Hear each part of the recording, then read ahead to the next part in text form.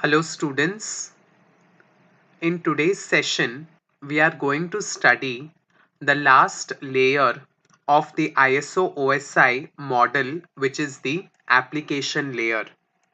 As we all know, ISO OSI layer has got 7 layers: physical data link, network, transport, session, presentation and application. So today we will be studying what application layer is all about, what are the different protocols that exist in application layer. So under application layer, we have got DNS. DNS stands for Domain Name System. It is nothing but a hierarchical naming system for domain servers, for domain services, or any resource connected with internet or private network. So whenever we want to give a naming system, okay, whether it is for a private network or for internet, DNS comes handy. DNS, what does it do? It mainly translates internet domain and host names into IP addresses. This is the main functionality of domain name system, that is translating internet domain and host names to IP addresses. Now, what is a namespace under DNS? And namespace can be categorized into two types: flat namespace and hierarchical namespace.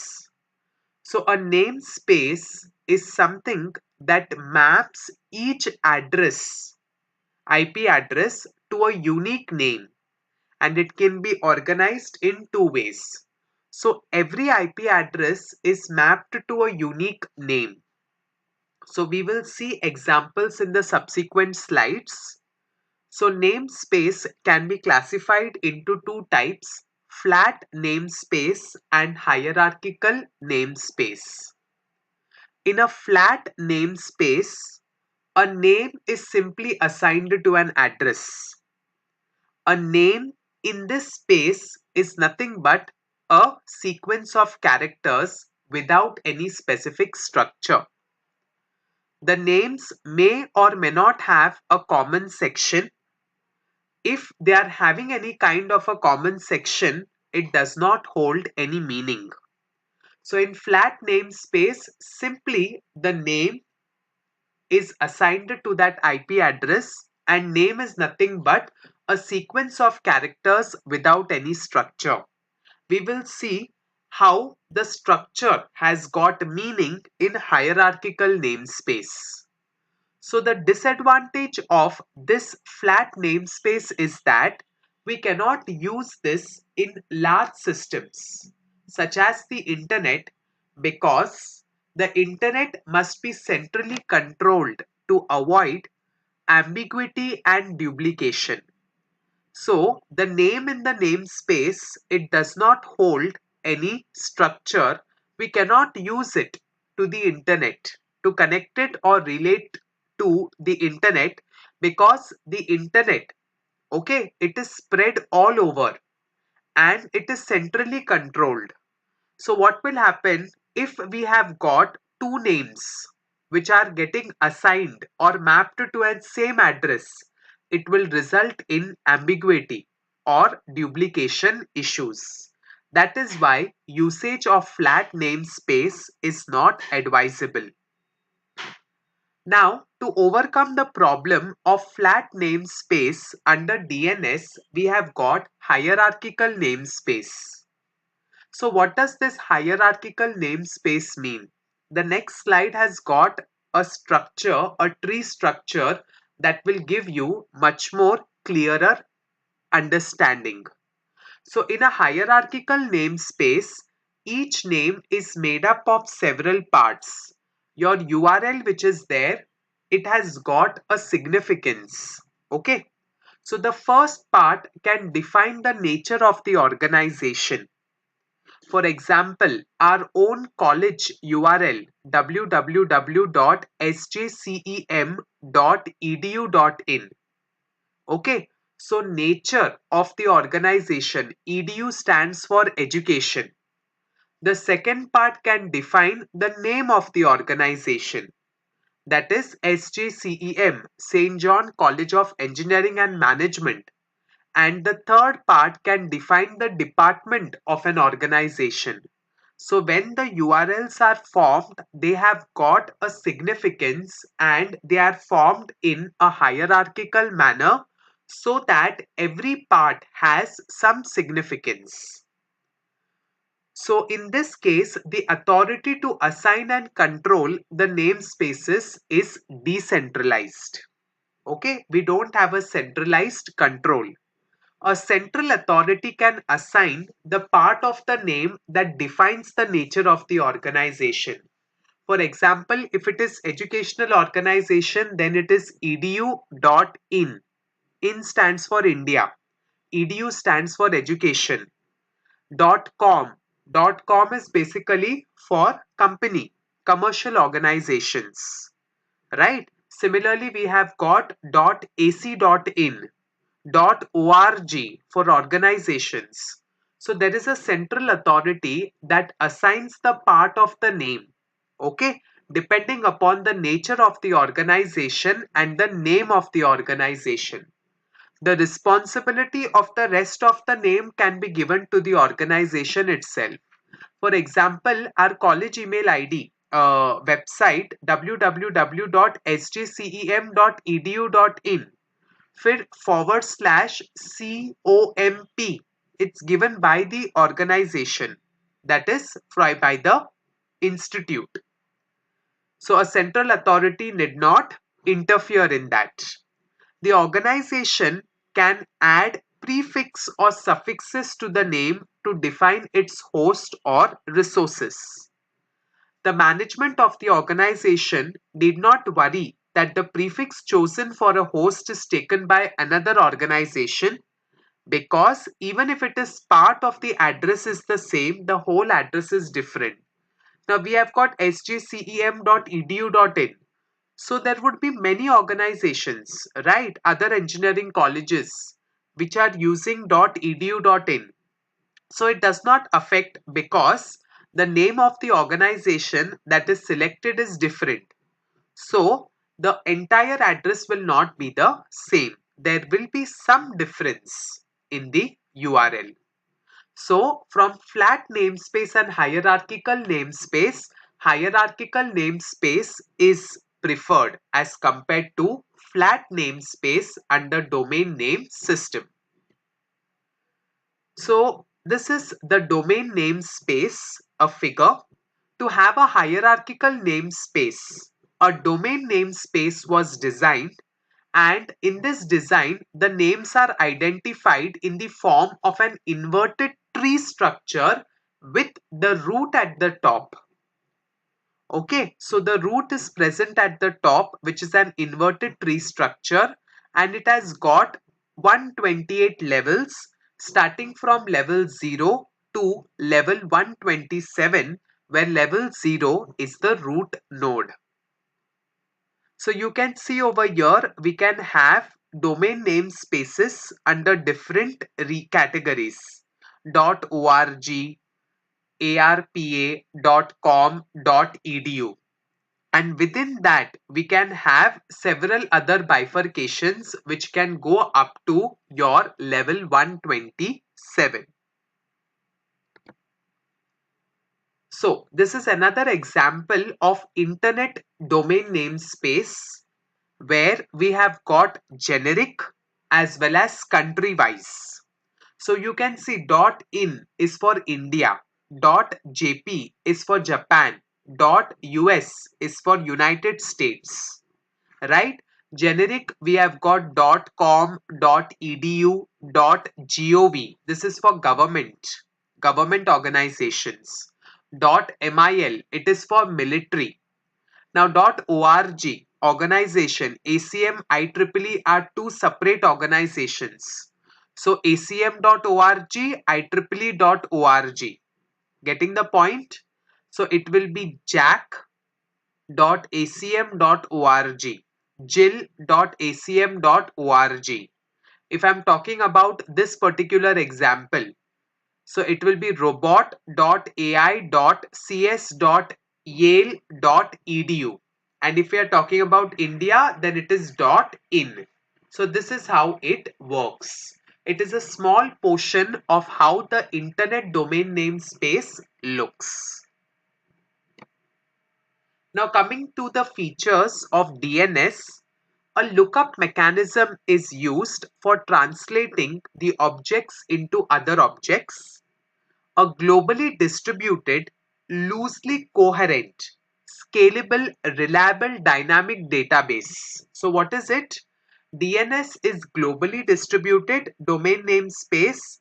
It is loosely coherent and it is scalable and reliable. Okay. So basically whatever root से लेके end structure तक है, the entire tree structure, it can be distributed globally. You can keep a track of it because there is a lookup mechanism that is used for translating one object to the other. That is one part of a URL to the other. And what are the three main components? A namespace, it can either be flat or hierarchical, but nowadays hierarchical is used. Servers making that namespace available, and the clients or the resolvers which query the servers about the namespace. These are the three main components. Now, let us see the meaning of these terms: globally distributed, loosely coherent. What do you mean by global distribution? Data is maintained locally but retrievable globally. Okay, so in DNS, global distribution is nothing but maintaining the data locally, but you can retrieve that data globally, and no single computer has got all DNS data. Okay, so whatever data that is present globally can be retrieved. Okay, total number of servers is basically 106 to 107 that manages the DNS data, and DNS lookups can be performed in any of these servers. So there are 106 to 107 servers that basically maintain the data. So you can retrieve data from this globally with the help of DNS lookup operation. Remote DNS data is locally cacheable. You know what is a cache, right? Temporary storage to improve the performance. Now let us see what is loose coherency, as this point says. Right? DNS is globally distributed, loosely coherent. So what is loose coherency? The database is always internally consistent. Okay, so you will find consistency in the database. Each version of a subnet of the database has got a serial number so that we do not get any incorrect information. So consistency is maintained with the help of the serial number that is present with every version of the subnet. You can increment the serial number whenever there is a change that occurs in the database. So if there is a change in the subnet address in the database, the sequence number is automatically incremented. Changes to the master copy of the database are replicated according to the timings set by the zone administrator. So if there is a change taking place in one of the servers, then depending upon the zone timings for different countries, the changes will get reflected. Okay, so if you are trying to fetch some data, okay, so maybe in India the changes have been reflected, but in US the reflection of those changes would be seen an hour later. Okay, so master copy of the database changes get saved, and depending upon the zone timings that are set by the administrator, the changes they are replicated. And your cache data expires according to the timeout that is sent by the zone administrator. So this means loose coherency. Scalability. There is no limit to the size of the database. One particular server, as we all know, there are 106 to 107 servers. One server can have this amount of names, 40,000,000 names. No limit to the number of queries. DNS can handle 24,000 queries per second easily, and the queries get distributed among three main people: master, slave, and cache. Coming to reliability, data is replicated from the master copy of the database. So definitely we have got multiple copies of the data. So even if one particular server fails, there is no problem because the data can be retrieved from somewhere else. Data from the master is copied to multiple slaves. The system can deal with outage of servers. That means if there is any problem in the servers. DNS protocols can use either UDP or TCP. If UDP is used, user datagram protocol, DNS protocol handles retransmission, sequencing, etc. Because UDP is connectionless. So DNS gets an additional toll to handle retransmission and sequencing. If TCP is considered, then DNS need not bother about retransmission and sequencing. Dynamicity. Database can be updated dynamically. You can add, modify, or delete a record. Modification of the master database triggers replication. So if any change is made in the master copy, then the change gets reflected at other places also. Only the master can be updated dynamically. So these are the features of DNS: global distribution, loose coherency, scalability, reliability, dynamicity. So you should explain what is DNS. Namespace, mapping the names to IP addresses, which can be of two types: flat and hierarchical namespace. Hierarchical is preferred more over flat namespace. DNS and its features. Now let us see how is the resource record format of DNS.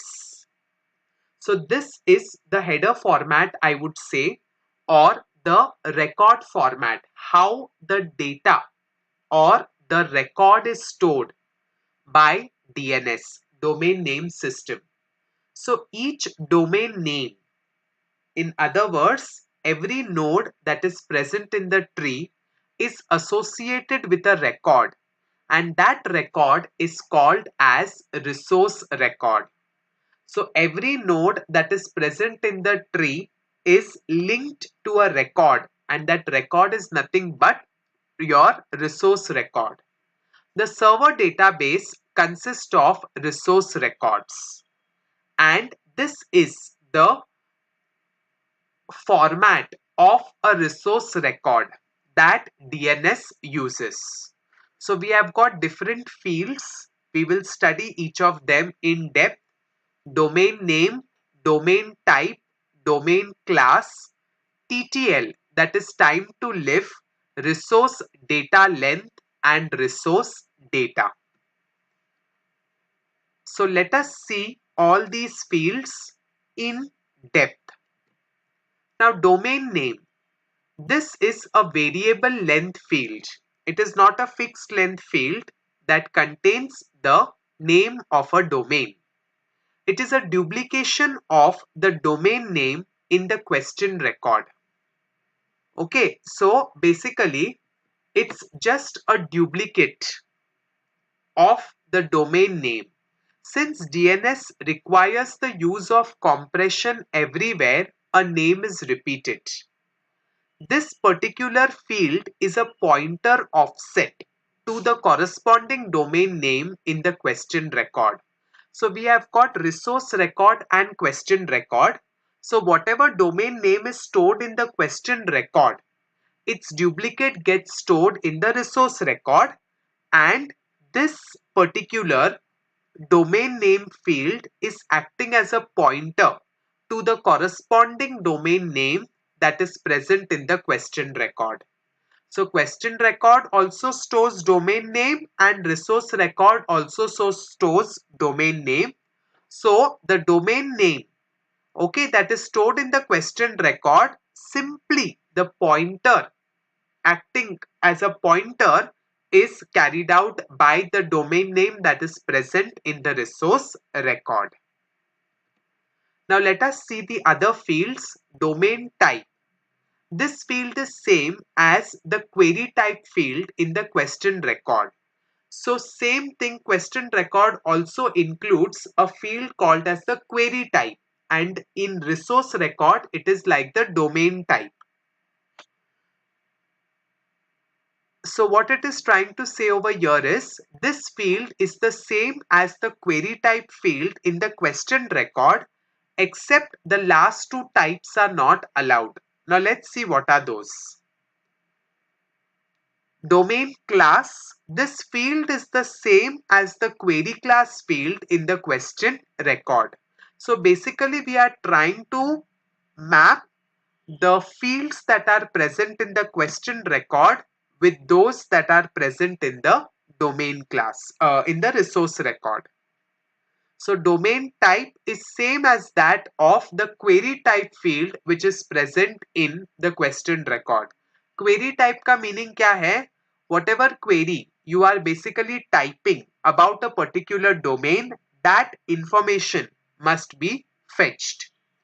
The class of that domain is simple, which class that domain belongs to. We have seen different classes, right?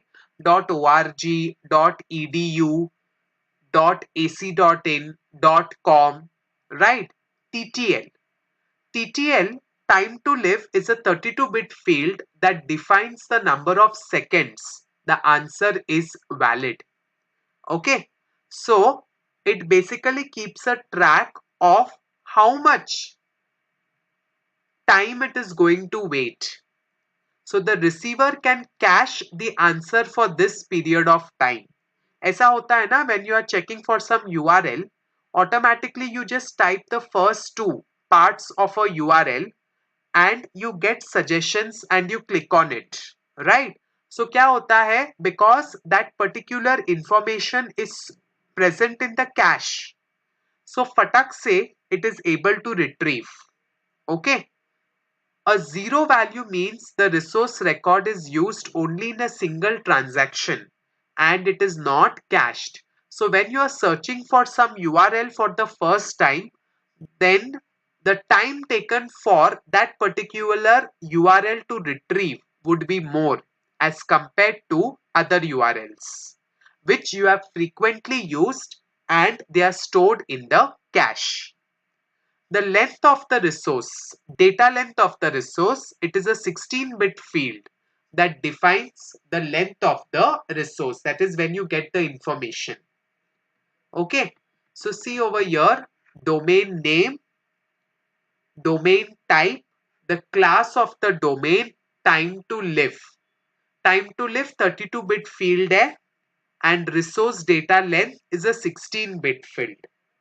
Now all these are important because the resource data is highly connected with these fields.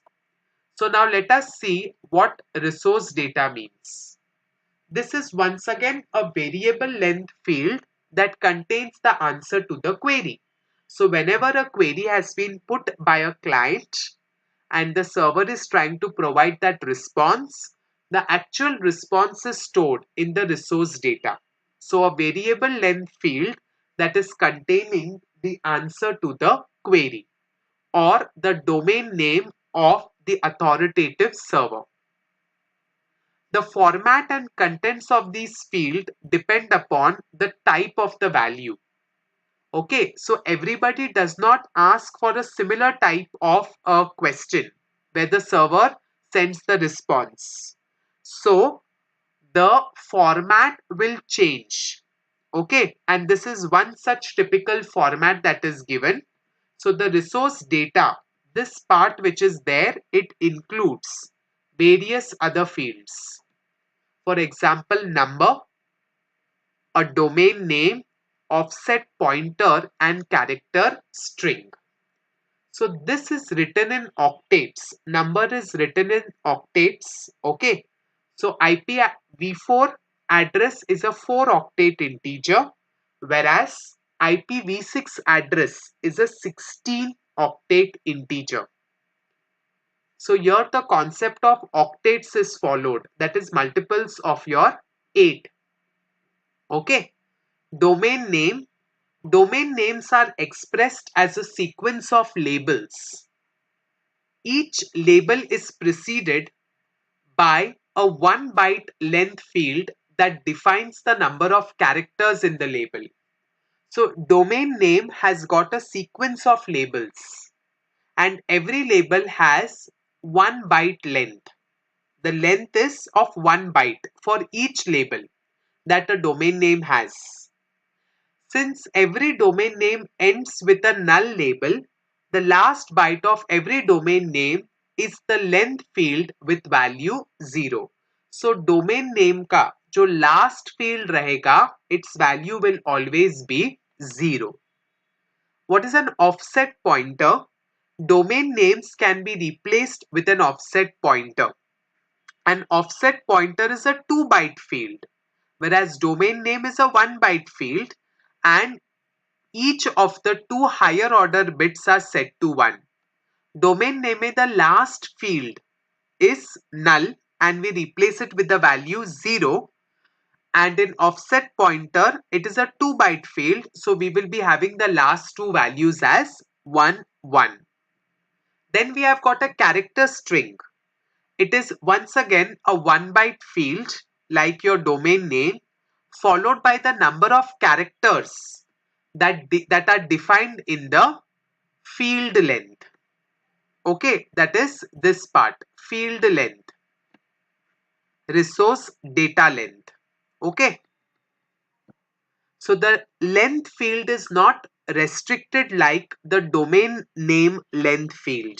Okay, so character string is not restricted in terms of its length as compared to the domain name length field, and the length can be 255 characters for character string length. Is it clear? So DNS uses the concept of resource record format.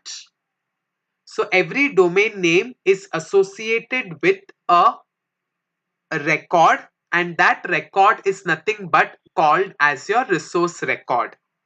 And server database consists of resource records. So this is the structure of a resource record format, which includes domain name, domain type, domain class, time to live, resource data length, and resource data fields. Resource data fields, the contents would vary. I have taken a simple example of resource data field, which includes a number, a domain name, an offset pointer, and a character string. Now, the next topic that we have is name server types. So what are the different types of name servers?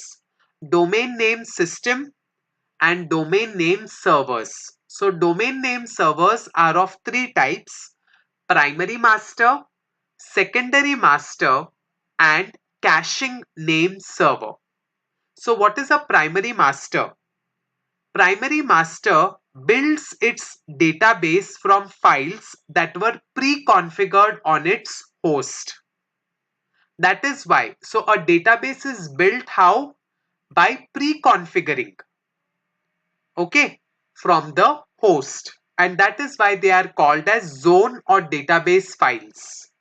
Primary master के साथ जो files रहते हैं उसे हम zone और database files कहते हैं because the database is built from the files that were initially configured from the host. The name server reads these files and builds a database for that zone. It is authoritative for. So after reading these files, okay, the database gets built, and that is why it is called as a primary master. What happens in secondary master? It provides information to resolvers. Resolvers means what? Clients. Okay, just like the primary masters. So secondary masters try to fetch information from the primary masters. Any updates that are made to the database are provided by the primary. तो secondary master में जो भी update होता है वो कौन provide करता है? Primary master. And the last type of name server is the caching name server. It gets all its answers to the queries from other name servers. Saves the answers. If you have searched a particular topic or a paragraph repeatedly and you need that information again and again, so you just put one or two words, it will give you that particular information in a shorter time. Why? Because that information is cached, okay, and it is a non-authoritative server. So three types of name servers: primary master, secondary master, and caching name server. Thank you.